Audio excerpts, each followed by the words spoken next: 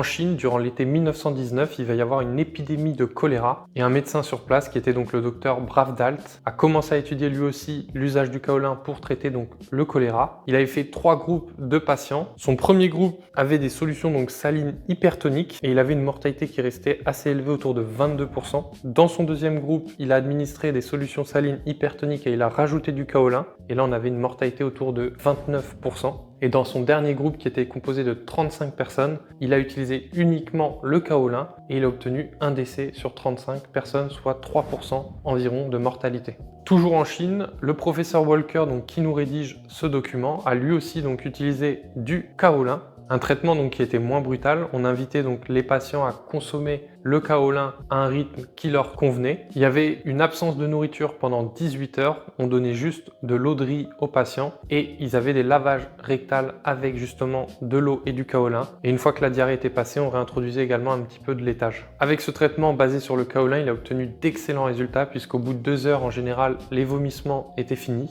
Après 12 heures, on avait un arrêt de la diarrhée et en général, autour de 24 à 36 heures, on avait une reprise des urines normales. Et donc sur les 75 patients qu'il a accueillis, il n'y a eu aucun mort, malgré que certains arrivaient vraiment dans un état de détresse assez important.